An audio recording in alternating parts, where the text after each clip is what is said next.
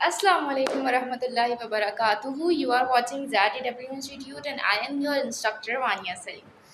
In today's video, we are going to discuss first of all how we can prepare for MDCAT and the second thing is about the syllabus. कि MDCAT का syllabus क्या है, उसकी marking scheme क्या है, उसका structure क्या है और ये तमाम चीज़ें, ठीक है। तो थंबनेल देखकर ही आपको पता चल गया होगा कि आज का जो टॉपिक है हमारा वो क्या है कि हमने MDCAT के लिए प्रिपेयर कैसे करना है। और सेकंड थिंग इज़ दैट जो कि हम आज डिस्कस करने वाले हैं वो है हमारे पास कि MDCAT का सिलेबस क्या होने लगा है, ठीक है। अब अगर मैं MDCAT की बात कर लूँ तो सबसे पहले मैं एक बात क्लियर कर दूँ कि MDCAT जो है वो दो डिफरेंट ग्रुप्स ऑफ स्टूडेंट ने देना है। किस तरह से कि एक ग्रुप ऑफ स्टूडेंट वो होगा जो 2024 में MDCAT देगा और 2024 के लिए जो है वो प्रिपेयर कर रहा होगा, ठीक है। यानी कि उन्होंने 1 जुलाई को अपना सेकेंड ईयर का लास्ट एग्ज़ाम क्लियर करना है और उसके बाद उनके पास तकरीबन 2 महीने का अर्सा बचेगा जिसमें जो है वो अपना MDCAT की तैयारी करेंगे, ठीक है, जिसे मैं क्रैश कोर्स का नाम दे रही हूँ, ठीक है। तो अगर आप as a second year pass student के तौर पर मेरी वीडियोस को देख रहे हैं और कंटिन्यू करना चाह रहे हैं तो जो प्लेलिस्ट या जो थंबनेल या जो टाइटल आप देखेंगे उसमें आपने एक चीज़ ज़रूर देखनी है और वो चीज़ आप क्या देखेंगे कि आपके पास crash course for second year students, वो स्टूडेंट्स जिन्होंने सेकेंड ईयर के एग्ज़ाम्स दे दिए हैं, ठीक है। और वो स्टूडेंट्स जिन्होंने फर्स्ट ईयर के एग्ज़ाम्स दे दिए हैं और वो MDCAT के लिए विलिंग है तो उन्होंने जो है वो एक चीज़ का ख्याल रखना है कि मेरी चाहे वो प्लेलिस्ट हो, चाहे वो थंबनेल हो या फिर चाहे वो मेरे पास टाइटल हो, उसमें आपने जिस चीज़ को नोटिस करना है वो ये करना है कि न्यू बैच स्टूडेंट्स होंगे, वो न्यू बैच स्टूडेंट्स या न्यू सेशन स्टूडेंट्स होंगे जो कि फर्स्ट ईयर के एग्ज़ाम्स दे करके MDCAT की तैयारी कर रहे होंगे, ठीक है। अब देखिए MDCAT को इन दो ग्रुप्स में डिफ्रेंशिएट करने का मकसद क्या था कि बहुत सारे स्टूडेंट्स ऐसे होते हैं जिनका गोल जो है वो पहले से क्लियर होता है, ठीक है। और उस क्लैरिफिकेशन ऑफ गोल की वजह से वो फर्स्ट ईयर के एग्ज़ाम्स पास करने के फ़ौरन बाद ही जो है वो अपनी MDCAT की प्रिपरेशन स्टार्ट कर देते हैं। तो वो स्टूडेंट्स जो पूरा साल लग के मेहनत करते हैं ऑब्वियसली वो कहते हैं ना कि जितनी साल कोयला जो है वो ज़मीन में रहता है उतना खूबसूरत हीरा और उतना स्ट्रॉन्ग हीरा वो बन जाता है, राइट। तो एवरीथिंग टेक्स टाइम, ठीक है। तो जितना ज़्यादा आप वक्त देंगे उतनी ज़्यादा जो है वो चीज़ मज़ीद बेहतर होती जाएंगी, ठीक है।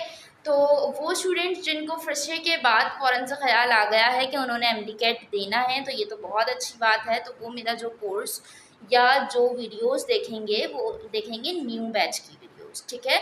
और वो स्टूडेंट्स जो अभी सेकेंड ईयर कर चुके हैं, सेकेंड ईयर का एग्ज़ाम उन्होंने अभी दिया है और उन्हें जो है वो अपीयर होना है MDCAT 2024 में, तो उन्होंने जो वीडियोज़ देखनी है मेरी वो देखनी है क्रैश कोर्स वाली फॉर सेकेंड ईयर, ठीक है। इन तमाम बातों का आपने बहुत ख्याल रखना है। क्रैश कोर्स जो हमारे पास हो रहा है उसके स्टूडेंट्स के लिए 2 मंथ्स का टाइम अभी मौजूद है, जबकि जो न्यू बैच स्टार्ट होगा for the students of first year उनका जो MDCAT है वो 2025 में कंडक्ट होगा, तो उनके पास तकरीबन जो है वो हमारे पास 1 साल का अरसा मौजूद है। 1 साल में सुकून से चीज़ों को आसानी के साथ लेके हम तैयारी करेंगे, ठीक है। अब क्योंकि ये वीडियो पहले सिलेबस से रिलेटेड है, जैसे कि थंबनेल पे आपने पढ़ा, टाइटल पे आपने पढ़ा, सिलेबस से रिलेटेड है और कुछ छोटी छोटी टिप्स मैं आपको दूंगी कि आप अपनी MDCAT की प्रिपरेशन किस तरह से कर सकते हैं, ठीक है।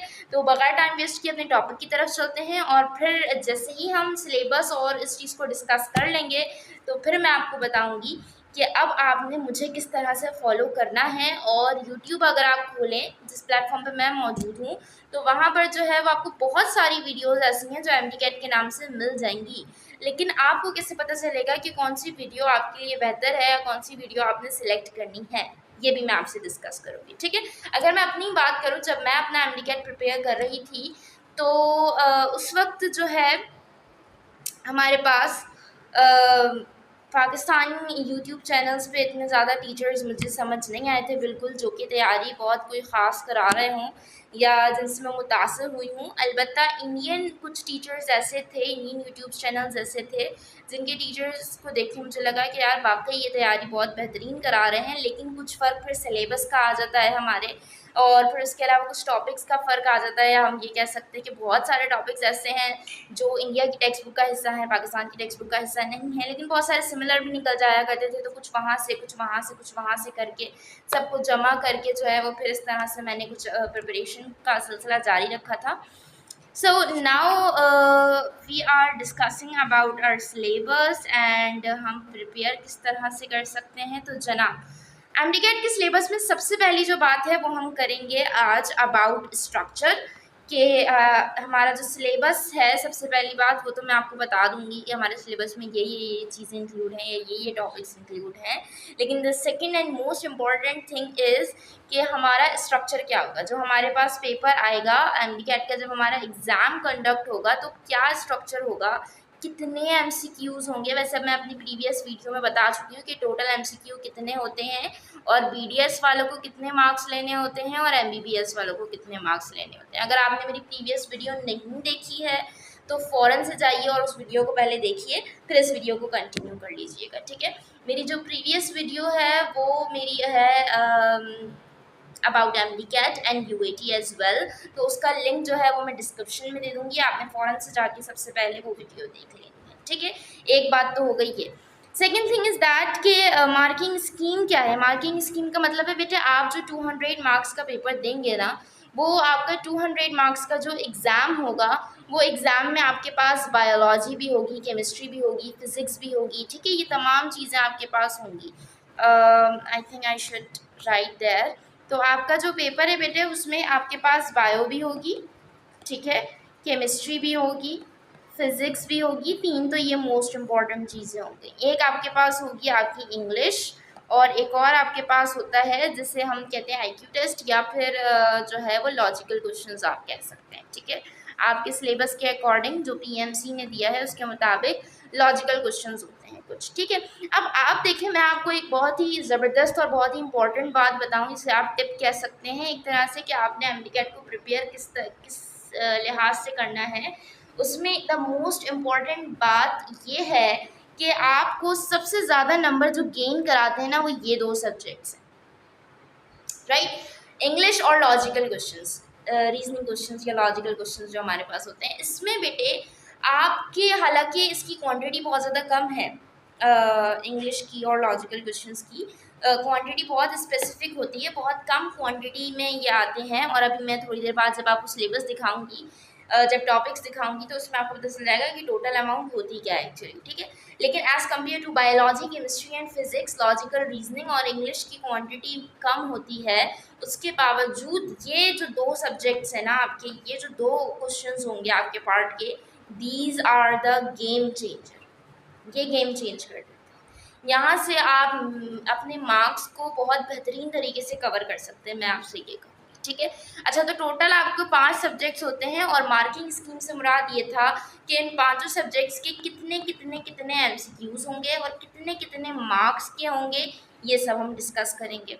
उसके बाद हम आ जाते हैं नेक्स्ट चीज़ जो हम डिस्कस करेंगे, दैट इज़ लेक्चर्स, ठीक है, कि आपने लेक्चर्स किस तरह से प्रिपेयर करने हैं, या फिर अगर आपके पास फर्स्ट ईयर सेकेंड ईयर के लेक्चर्स तैयार हैं तो आप उनको किस तरह से यूटिलाइज़ कर सकते हैं, और क्या लेक्चर्स से हमें कुछ पढ़ना भी चाहिए या नहीं, ये तमाम चीज़ें हम डिस्कस करेंगे। Second thing is that MCQs and practice, क्योंकि बेटे ये जो आपका पेपर होगा, ये जो आपका एग्ज़ाम होगा, ये टोटली आपके पास एमसीक्यू बेस्ड होता है, ठीक है। ये टोटली एमसीक्यूज़ बेस्ड होता है। 200 मार्क्स का आपका एग्ज़ाम होता है और आपके पास 200 के 200 एमसीक्यूज़ होते हैं, ठीक है। कोई मज़ीद शॉर्ट क्वेश्चन नहीं होता, कोई डायग्राम नहीं होती, कोई इस तरह की चीज़ नहीं होती। टोटली आपके पास जो चीज़ होती है वो आपके पास होती हैं एमसीक्यूज़, चाहे वो आपका बायोलॉजी हो, चाहे वो केमिस्ट्री हो, फिज़िक्स हो, इंग्लिश हो या लॉजिकल क्वेश्चंस हो, तमाम में जो चीज़ आपसे पूछी जाती है वो आपके पास होते हैं एमसीक्यूज़, ठीक है। तो अब एमसीक्यूज़ तो आएंगे, लेकिन एमसीक्यूज़ की प्रैक्टिस किस तरह से करनी होगी, ये एक बहुत इंपॉर्टेंट क्वेश्चन है। पिछले साल की अगर मैं बात करूं तो इंटरमीडिएट बोर्ड ने एक अनाउंसमेंट की थी कि वो जो एमसीक्यूज़ लेंगे, वो लेंगे, आपके पास जो एमसीक्यूज़ होंगी वो आपके पास कंडक्ट किए जा रहे थे ओएमआर शीट पर, ठीक है, जिसे बबल शीट भी कहते हैं कुछ लोग, ठीक है। तो बबल शीट या ओएमआर शीट पर जो है वो एमसीक्यूज़ कंडक्ट करेंगे, ऐसा कहा था इंटरमीडिएट बोर्ड ने, ठीक है, इंटरमीडिएट बोर्ड ने ऐसा कहा था। तो अब जो है वो उन्होंने अपना ये प्लान चेंज कर दिया। फर्स्ट ईयर और सेकेंड ईयर में जो है वो OMR शीट पर आपके नहीं लिए गए। ओके, ठीक है, OMR शीट पर आपके MCQs कंडक्ट नहीं किए गए, लेकिन आपका जो MD-CAT का टेस्ट होता है, जो आपका MD-CAT का टेस्ट है बेटे, वो आपका कंडक्ट किया जाता है OMR शीट पर, ठीक है। अब OMR शीट किस तरह से होती है ये भी मैं आपको ज़रूर दिखाऊंगी, और आपने क्या करना है, अगर आप मेरे साथ जुड़े रहे इंशाल्लाह, आपको मेरा टीचिंग का तरीक़ेकार, द वे ऑफ टीचिंग मेरा समझ आया और आप मेरे साथ जुड़े रहे, तो इंशाल्लाह मैं आपको जो है वो OMR शीट प्रोवाइड करूँगी ऑनलाइन। ऑब्वियसली आप उसके प्रिंट आउट निकलवा करके बहुत सारी फ़ोटोकॉपीज़ करवा के रख लीजिएगा, और तब जब कभी भी आप अपने MCQ की प्रैक्टिस करने बैठेंगे, आपने उसी OMR शीट को यूटिलाइज़ करते हुए प्रैक्टिस करनी है, ताकि आपके लिए टाइम मैनेजमेंट आपको समझ आ जाए कि आपने अपने टाइम को मैनेज किस तरह से करना है, ठीक है ना। तो टाइम मैनेजमेंट का एक बहुत बड़ा किरदार होता है हर पेपर में। मैंने डिफरेंट आपके बोर्ड के पेपर्स पे भी टाइम मैनेजमेंट की वीडियोस बनाई हुई हैं। अगर किसी स्टूडेंट को नीड है उसकी, तो लाजमी देखें, आपको मेरे चैनल पर मिल जाएंगी। टाइम मैनेजमेंट बहुत ज़्यादा ज़रूरी है। अगर आपने पूरी तैयारी की हुई है, पूरा साल मेहनत की, और आप टाइम मैनेज नहीं कर पा रहे, तो इसका मतलब ये है कि अब आपके हाथ से पेपर गया, ठीक है। तो टाइम मैनेजमेंट पे आपने ख़ास कर तवज्जो देनी है। उसके बाद सबसे इम्पॉर्टेंट क्वेश्चन और सबसे ज़्यादा पूछे जाने वाला क्वेश्चन ये है कि आप स्टफ़ और बुक्स का क्या करेंगे, यानी कि क्या क्या स्टफ़ पहली बात आप यूज़ करेंगे, और दूसरी बात ये कि आप बुक्स कौन कौन सी यूज़ कर सकते हैं। कौन कौन सी का मतलब ये है कि बेटे MD-CAT जो है वो आप लोग ये बात शायद जानते हों कि हर साल MD-CAT में अच्छा खासा रेशो होता है रिपीटर्स का। ऐसे स्टूडेंट्स जो पिछले साल भी दे चुके होते हैं और अगले साल इस बार फिर दोबारा अटेंड कर रहे होते हैं, तो उनके लिए उनकी तरफ से ज़्यादातर ये क्वेश्चन पूछा जाएगा कि सिंध टेक्स्ट बुक बोर्ड जो है हमारे पास, सिंध टेक्स्ट बुक बोर्ड, ठीक है। तो सिंध टेक्स्ट बुक बोर्ड की पहले कुछ किताबें हुआ करती थी जिन्हें हम ओल्ड कह रहे हैं, और अब 2-3 साल से कंटिन्यूसली जो है वो किताबें चेंज हो रही हैं। एक साल कोई हो जाती है, एक साल कोई हो जाती है। तो 9th से सिलसिला स्टार्ट हुआ था, और अब अल्हम्दुलिल्लाह सेकेंड ईयर तक ये सिलसिला पहुँच चुका है। और एक बैच तो ऐसा है कि जब भी वो जिस क्लास में पहुंचता है वो 9 में आते हैं, 9 का कोर्स चेंज हो जाता है। वो मैट्रिक में आए, मैट्रिक का कोर्स चेंज हो गया। वो फर्स्ट ईयर में आए, फर्स्ट ईयर का कोर्स चेंज हो गया। अब वो सेकेंड ईयर में जब आएंगे तो उनका सेकेंड ईयर का भी कोर्स चेंज हो जाएगा, मतलब प्रीवियस स्टूडेंट्स ने जो पढ़ा उनकी निस्बत। अच्छा, फर्स्ट ईयर सेकेंड ईयर में एक काम ये हुआ था कि आपकी फ़िज़िक्स की बुक शायद सेम थी उस बैच की, जिन्होंने अभी IAS सेकेंड ईयर के एग्ज़ाम्स दिए होंगे। तो देखिए, मैं आपको ये बात पहले भी बता चुकी थी और अभी बता रही हूँ, बच्चे कंफ्यूज रहते हैं कि आपने जो स्टफ़ यूज़ करना है वो ओल्ड बुक्स यूज़ करनी है या न्यू बुक्स यूज़ करनी है, एक चीज़। दूसरी चीज़ जो बच्चों में कन्फ्यूजन पैदा करती है वो ये होती है कि आप एज अ सिंध बोर्ड के स्टूडेंट जो है वो अटेम्प्ट कर रहे हैं मेडिकल कॉलेज का एडमिशन टेस्ट MD-CAT, लेकिन आप तैयारी कौन से बोर्ड से करें। हर साल एक न्यूज़ फैलती है कि भाई पेपर लीक हो, पेपर जो है वो आउट हो गया है, ठीक है। पेपर लीक भी बहुत ज़्यादा सिंध बोर्ड में चलता रहता है। माशाल्लाह से इस बार हमारी गवर्नमेंट ने बहुत अच्छा रोल प्ले किया। बहुत ज़्यादा मैंने देखा कि इंटरमीडिएट बोर्ड के जो पेपर थे वो लीक नहीं हुए इस बार, तो बहुत अच्छा कंट्रोल करने की कोशिश की गई। I highly appreciate it. तो मैं ये कह रही थी कि पेपर जो है वो कहा जाता है आउट हो जाता है, और बहुत सारे बच्चे ये कह रहे होते हैं कि पेपर आउट होने की वजह ये है कि पेपर जो है वो फेडरल बोर्ड से आ गया, पेपर जो है वो पंजाब बोर्ड से आ गया। तो बेटा देखिए, ये बात तो आपने करनी नहीं है। पहली बात क्यों, क्योंकि जब आपको सिलेबस दिया जाता है तो सिलेबस पर कोई बोर्ड मेंशन नहीं करते। वो ये नहीं कहते कि आप सिंध बोर्ड से तैयारी करें, PMC ये नहीं कहती कि आप जो है वो पंजाब बोर्ड से तैयारी करें। वो सिंपली आपको जो सिलेबस देते हैं उसमें टॉपिक्स मौजूद होते हैं हर सब्जेक्ट के, और सब टॉपिक्स मौजूद होते हैं हर सब्जेक्ट, ठीक है। तो अब जो आपने टॉपिक्स प्रिपेयर करने हैं, ये हरगिज़ मायने नहीं रखता कि आप किस बोर्ड से प्रिपेयर कर रहे हैं। ये हरगिज़ मायने नहीं रखता कि आप ओल्ड बुक से कर रहे हैं, न्यू बुक से कर रहे हैं। जो चीज़ मैटर करती है, the thing that's matter is your concepts, कि आपके कॉन्सेप्ट्स क्लियर हैं या नहीं हैं, दैट्स इट। क्योंकि आपसे जो क्वेश्चंस किए जाते हैं वो MCQ की सूरत में किए जाते हैं, और MCQ आप तभी कर सकते हैं जब आपके कॉन्सेप्ट्स क्लियर हों। अब आप अपने कॉन्सेप्ट्स फेडरल बोर्ड से क्लियर करें, सिंध बोर्ड से क्लियर करें, पंजाब बोर्ड से, KPK बोर्ड से, नई बुक से, पुरानी बुक से, या फिर इंटरनेट की किसी रिसोर्सेज से, या फिर गूगल से, या फिर AI से, या फिर ChatGPT से, ये कंसल्ट नहीं है और ना उन्होंने अपने सिलेबस में मेंशन किया है। आपने एक टॉपिक उठाना है, लेट सपोज आपने टॉपिक ले लिया सेल, अब इस टॉपिक को आपने 360 से कवर करना है, हर चीज़ ईच एंड एवरीथिंग कवर करनी है, ठीक है। दूसरी बात जो अब मैं आपसे कहने लगी हूँ, ये बात सुनकर आप थोड़ा सा परेशान होंगे, लेकिन फिर मैं उसके बाद आपकी परेशानी का भी हल निकाल दूंगी। द थिंग इज़ दैट कि आपने बुक को बहुत ज़्यादा रीड करना है, ख़ास तौर पे जो न्यू बैच के स्टूडेंट होंगे, जो मेरा न्यू बैच का कोर्स ज्वाइन करेंगे, उनको मैं ये कह रही हूँ कि आपने बुक को बहुत अच्छे से रीड करना है, बुक की एक एक लाइन को थॉरली रीड करना है, बहुत अच्छी तरह से रीड करना है, क्योंकि बुक्स की वो लाइंस होती हैं जो कि अक्सर एमडीकैट के एमसीक्यूज का हिस्सा बन जाती हैं, ठीक है।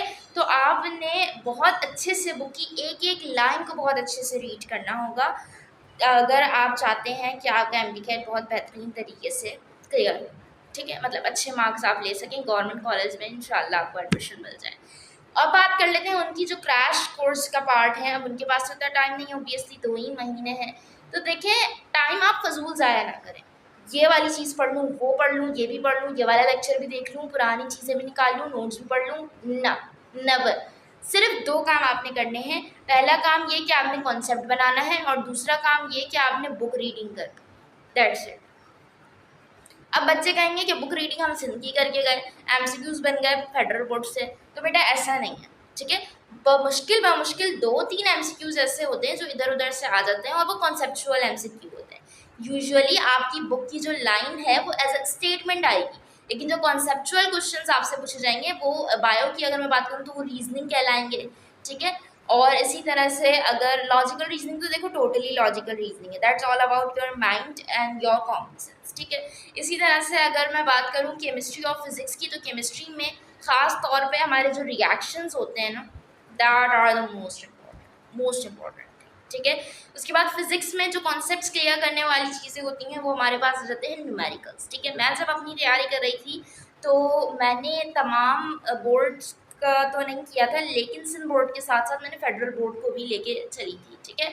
तो फेडरल बोर्ड को आप अगर सिंध बोर्ड से कंपेयर करें तो तकरीबन स्टफ़ सेम है, ठीक है।